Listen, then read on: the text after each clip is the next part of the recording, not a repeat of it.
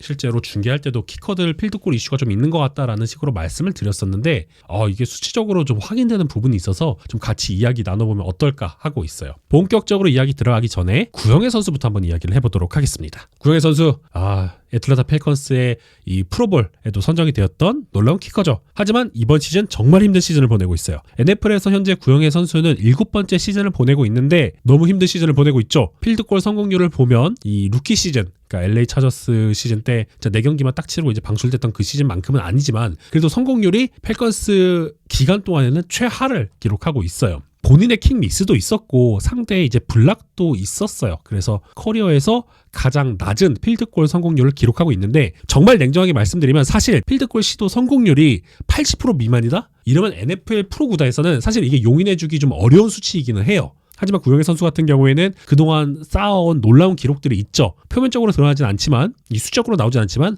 엄청난 온사이드 킥을 여러 차례 선보이면서 팬들에게 강력한 인상을 남긴 바도 있고요. 이제 그런 레거시 그리고 엑스트라 포인트가 현재 100%를 기록하고 있는 부분, 이 부분들은 참 다행이라고 생각을 하고 있는데 지난주 경기에서도 2개의 필드골 그리고 1개 엑스트라 포인트를 성공한 부분도 참 다행이라는 생각이 같이 들고 있습니다. 물론 좀 감안해줘야 되는 부분은 이 시즌 중에 오른쪽 엉덩이 부상이 있었어요. 그래서 12월 초에 친정팀이었던 LA 차저스를 상대를 할 때 그때 출전하기 전에 퀘스천 허블이 뜨기도 했었고요. 펠컨스는 급하게 이제 키커인 라일리 패터슨은 프랙티스 스쿼드에 영입하기도 했었는데요. 일단 해당 경기에 출전했고 지난주에 바이킹스 전도 무사히 마쳤습니다. 근데 이런 부분이 비단 구영애 선수에게만 해당되는 것은 아니에요. 최근에 이 키커들에 대한 이슈가 심심치 않게 나오고 있는데 그 부분이 부상 그리고 필드골 미스입니다. 그래서 주목해볼 만한 유의미한 숫자들이 좀 확인되고 있는 수준이라서 오늘 한번 이야기를 나눠보려고 하고요. 물론 이게 시즌 중이기도 하고 후술하겠지만 새로운 룰이 처음 도입된 시기이기 때문에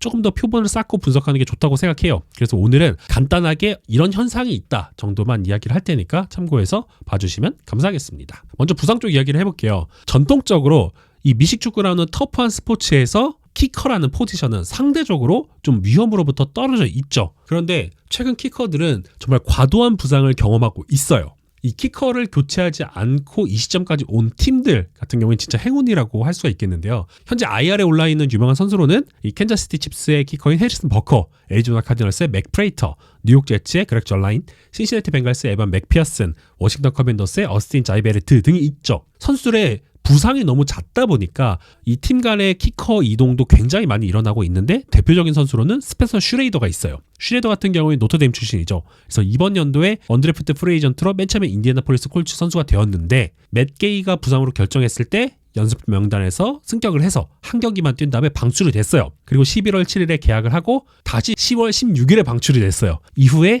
10월 30일에 뉴욕 제츠의 연습 명단에 합류했다가 11월 9일에 액티브 로스터로 승격을 하고 제츠의 데뷔전을 치렀고요. 딱 한 경기만 소화한 채 다시 프랙티스 스쿼드로 내려오고 이번에는 캔자스시티 칩스로 팀을 옮기게 됩니다. 이후에 2경기를 소화했는데 곧바로 햄스트링 부상을 입고 IR에 오르게 되었죠. 그래서 칩스 같은 경우에는 해리슨 버커도 IR에 오르고 스펜서 슈레이더도 IR에 오르는 그런 안타까운 상황이 그런 초유의 사태가 나타나게 되었습니다. 그래서 현재 이 자리에 있는 매튜 라이트가 담당을 하게 되었고요.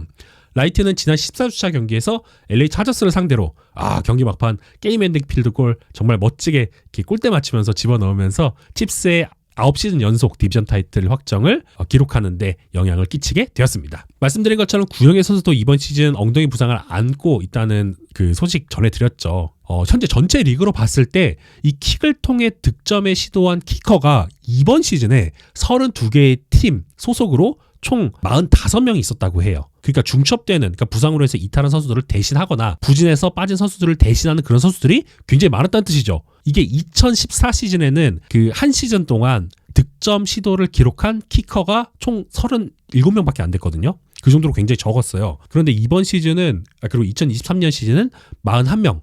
그러니까 이번 시즌은 아직 시즌이 끝나지 않았음을 감안했을 때 굉장히 많다라고 이런 수치로도 확인을 할 수가 있겠습니다. 자, 해당 그래프 같은 경우에는 그 32개 모든 팀 그리고 이제 모든 경기에 대한 평균을 냈을 때 필드골의 성공률이 어떻게 나타나고 있는지를 살펴본 그래프예요. 제가 그린 건데 일단 엑스트라 포인트 같은 경우에는 계속 이제 뭐 거의 100%에 달할 정도로 굉장히 높죠. 그랬는데 갑자기 2015년을 중심으로 뚝 떨어져요. 사실 이때 룰 개정이 있었거든요. 어떤 개정이 있었냐면은 NFL과 CFL, 그러니까 캐네디안 풋볼 모두 킥을 차는 위치를 10야드 정도 뒤로 밀었어요. 그래서 현재는 약 33야드에서 35야드 지점에서 키커가 이 엑스트라 포인트를 시도를 하게 되고요.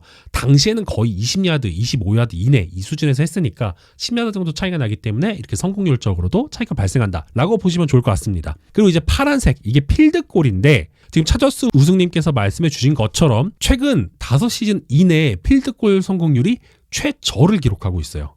굉장히 좀 유의미한 수치라고 할 수가 있겠는데요. 그러니까 왜 그럴까? 요거에 대해서 좀 생각을 해봤어요. 일단 첫 번째로는 말씀드린 것처럼 NFL에서는 룰 변경의 역할이 굉장히 중요하죠. 멜 블런트 룰의 변경으로 인해서 패스 FD가 나타났고, 앞서서 말씀드린 것처럼 엑스트라 포인트 킥 룰 변경으로 인해서 이 엑스트라 포인트 성공률이 굉장히 크게 하락하는 것을 우리는 확인할 수가 있었죠. 거의 5%까지 떨어지고 이랬으니까. 근데 이 필드골 자체는 사실 이번 시즌에 직접적인 룰 변경은 없어요. 대신에 화면에 보이는 것처럼 킥오프 룰 변경이 있었죠. 이 다이나믹 킥오프라고 하는데 2023년 시즌에 NFL은 역사상 가장 낮은 킥오프 리턴 비율을 보였어요. 그래서 리그 사무국에서는 좀 이것을 좀 바꿔보자, 킥오프 상황에서 발생하는 그런 부상을 줄여보자 이러면서 다이나믹 킥오프라는 룰을 도입을 했죠. 간단하게 말씀드리면 지금 화면에 설명이 다 되어 있긴 한데, 킥오프 지점은 자기 진영 35야드로 이전과 동일하지만 이 킥을 차는 키킹팀은 상대 진영 40야드 지점까지 전진할 수 있어요. 그리고 리시빙 팀은 최소 9명 이상이 자기 진영 30야드에서 35야드 사이에 서 있어야만 하죠. 그리고 이제 랜딩 존이라고 해서 엔드 존에서 20야드 지점까지, 이 지점을 랜딩 존이라 그러는데, 여기에 공이 떨어졌을 경우에는 기존과 똑같이 이제 리턴을 하는 그런 과정이 진행이 되고, 만약에 랜딩 존에 떨어졌다가 엔드 존에 들어가면 터치백이 발생을 하면서 20야드 지점에서 출발하게 됩니다. 그리고 아예 이게 엔드 존으로 직접 떨어지면 30야드 지점에서 시작을 하게 되고요. 공이 랜딩 존에도 못 나갔다던가 아니면 사이드 라인으로 나갈 경우에는 40야드 지점에서 공격이 출발하게 됩니다. 그래서 이런 식으로 바뀌었는데, 이 킥오프 룰의 변경으로 인해서 이 터치백 비율이 줄었어요. 74.3%에서 67.2%로 감소했어요. 터치백이 줄었죠? 그러면 리턴을 많이 하게 된다는 얘기잖아요. 그러면 결국에 리턴을 많이 한다는 말은 키커가 킥 이외에 물리적인 충돌에 노출이 될 확률이 높아진다는 뜻이에요. 즉, 좀 복잡하시다고요. 제가 간단하게 말씀드렸다고 생각을 했는데, 어쨌든 중요한 것은 터치백 비율이 줄었어요. 그만큼 리턴이 늘었어요. 리턴이 늘었다는 것은 무슨 말이냐? 키커가 태클을 해야 될 상황이 많아졌다. 즉, 키커가 태클을 많이 하게 될 상황이 높아졌으니까 부상에 노출될 확률도 높아졌다. 이렇게 해석을 할 수가 있는 거죠. 자, 여기까지는 괜찮으실까요? 아닙니다. 그러니까 비율상 그런 확률이 높아졌다. 이렇게 생각을 할 수가 있고요. 두 번째, 요게 첫 번째 이유고, 두 번째는 장거리 필드골 시도 증가와 좀 관련이 있지 않을까라는 생각을 해봤어요. 2024년 시즌은 NFL 역사상 가장 많은 50야드 이상 필드골 시도가 이루어지고 있어요. 이게 경기당 0.5개 골로 현재 이루어지고 있는데요. 이 추세는 역대 최다입니다. 지금 그래프가 좀 약간 좀 재밌게 나오는데, 이 트렌드를 확실하게 확인할 수가 있죠. 최근으로 올수록 50야드 필드골 시도도 굉장히 많이 증가하고 있고, 이것에 따라서 50야드 이상 필드골 성공률도 같이 증가를 하고 있어요. 그래서 추가적으로 하나 더 보여드리면, 이거는 앞서 보여드린 그래프가 좀 너무 단순한 것 같아서 이번에는 팀 단위로 이거 쪼개서 확인을 해봤는데, 경기 수만으로 이제 나눈 거죠. 그랬을 때 시도 자체가 이렇게 표현이 됩니다. 이 분홍색 선, 아래에 있는 분홍색 선이 50야드 이상 필드골인데, 이 1995년까지만 해도 시도가 거의 없죠. 2개씩밖에 안 했다는 뜻인데, 근데 이게 점점 많아지고 있어요. 그래서 지금 이게 계속 증가세를 보이다가 최근에는 이 50야드 이상 필드골을 시도하는 횟수가 굉장히 좀 많아진 그런 상황이라고 할 수가 있겠고요. 이 2024년 시즌 요 부분 같은 경우에 요게 다 꺾였는데, 요거는 좀 약간 의미가 없는 게, 지금 제가 데이터를 반영을 한 게 14주차까지만 반영을 했기 때문에 나머지 경기들도 이제 반영이 돼야 이게 좀 더 올라갈 수 있을 것이다 이렇게 볼 수 있기 때문에, 이건 최후에는 어떤 식으로 이제 변화하는지 그거는 제가 시즌이 끝나고 다시 한번 확인해 보도록 하겠습니다. 아무튼 전체적인 어떤 추세가 이제 증가하는 걸 확인할 수 있다. 이 부분이 좀 유의미하다라고 보시면 좋을 것 같고요. 최치훈님께서 키커의 수준이 올라서라고 말씀을 해주셨는데, 키커의 수준이 올랐는지에 대해서는 조금 더 고민을 해봐야 될 것 같아요. 왜냐면 일단 50야드 이상 필드골 성공은 이제 더 이상 놀라운 일이 아니죠. 뭐 여기에 여러 가지 이유가 있겠지만, 어떤 키커들이 필드골을 장거리로 차는 그런 어떤 기술이 발전한 것도 맞는 것 같아요. 추가적으로 제 생각에는 돔구장의 증가랑도 관련이 있다고 생각을 해요. 2000년대 들어서 뭐 카디널스, 램스, 차저스, 레이더스 이런 팀들이 전부 다 돔구장으로 이제 변환을 했죠. 그러면서 지금 필드골을 찰 때, 장거리 필드골을 찰 때 어떤 날씨나 바람이나 이런 환경 변수들이 많이 줄었어요. 그래서 50야드 필드골을 전부 다 조금 더 자신 있게 시도할 수 있는 그런 상황이, 환경이 갖춰졌고요. 자, 그리고 이 40야드 이상 필드골은 이전 시즌과 비교했을 때 확실히 감소하는 그런 추세를 보이고 있거든요. 이게 3% 이상 떨어졌는데 이게 낮은 수치가 아니에요. 특히 4쿼터와 같이 굉장히 중요한 순간에 킥 실패가 두드러지고 있어요. 이게 2024년 시즌은 뭐 아까 찰스 교수님께서 말씀해 주셨지만 전체적인 필드골의 성공률뿐만 아니라 클러치 타임에서 나타나는 이 필드골 성공률이 5년 이내에 최저를 기록하고 있어요. 79%. 매우 낮아요. 이거는 경기 후반에 뭐 동점을 가거나 또는 리드를 잡을 상황에서 79%의 필드골 성공률밖에 안 나온다? 이거는 낮아도 너무 낮은 수치죠. 차라리 거의 50%에서 50%를 조금 상회하는 고포에서 시도하는 게 조금 더 나을 수도 있겠다라는 판단이 어떻게 보면은 감독들한테 갈 수도 있는 굉장히 유의미한 수치라고 할 수가 있겠어요. 그래서 왜 그럴까? 그러니까 저도 이것에 대해서 더 분석을 해야겠다고 생각하고 있고 시즌이 끝나면 중점적으로 살펴보려고 하지만 현재까지 추측하고 있는 부분에 대해서는 이렇게 말씀드릴 수 있을 것 같아요. 일단 뉴욕 제츠의 이제 임시 헤드 코치죠. 제프 프릭은 이 그렉 절라인이 부상을 당한 이후에 자기는 나는 강한 다리를 갖고 있는 선수를 찾고 있다라는 식으로 언급을 했어요. 그리고 나서 명단에 올린 선수가 아까 말씀드린 이 스펜서 슈레이더, 그러니까 축구를 경험을 했던 선수거든요. 이 선수가 합류를 했죠. 리그의 스페셜 팀들은 최근 전체적으로 다리의 정확도가 떨어지더라도 강한 다리를 갖고 있는, 그러니까 멀리 비거리를 멀리 보낼 수 있는 그런 키커를 많이 선호하고 있다라는 그런 생각이 들어요. 실제로 그런 선수들이 많이 이제 팀의 선택을 받고 있고요. 이것은 앞서 말씀드린 제프 울프릭의 인터뷰나 미네소타 바이킹스의 스페셜팀 코디네이터인 맷 데니얼스의 인터뷰에서도 좀 유출을 해볼 수 있을 것 같은데, 바이킹스 같은 경우에는 루키 키커인 윌리 카드가 부상을 당했었죠. 염좌 부상을 당했었고 지난 경기에서 복귀를 했는데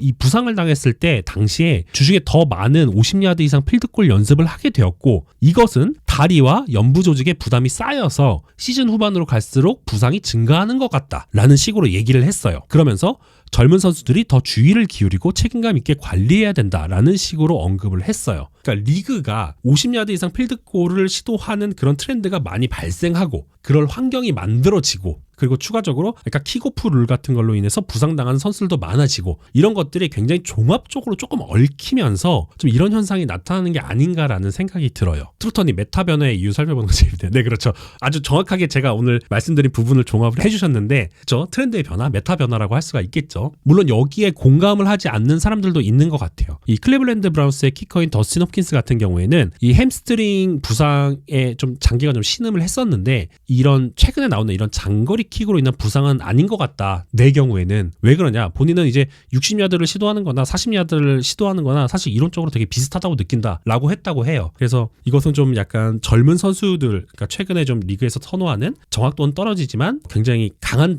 힘을 갖고 있는 이 선수들의 등장, 그리고 이 선수들이 어떤 훈련 루틴, 여기서 훈련 중에도 부상이 많이 나오게 되고 또 필드 플레이 상황에서도 부상이 나오게 되고, 이런 부분들이 막 종합적으로 얽히다 보니까 이런 현상이 나타나고 있지 않나라는 그런 생각이 들었습니다. 바이킹스 같은 경우는 일주일에 2번 정도 이렇게 장거리 필드골 차는 그런 훈련을 한다고 하더라고요. 그래서 아마 리그에 있는 팀 스페셜팀 코치들도 어떤 선수들의 어떤 부상 같은 거, 그리고 현재 나오고 있는 여러 가지 이슈들을 고려를 해서 훈련 스케줄 같은 거, 루틴 같은 걸 좀 변경을 하려고 시도를 하게 될 것 같아요. 그래서 해당 부분 참고해서 이번 시즌 키커들의 잔혹사, 그리고 좀 약간 구형의 선수도 앞으로 좀 더 잘하길 바라면서 이런 내용 준비했다라고 봐주시면 좋을 것 같습니다.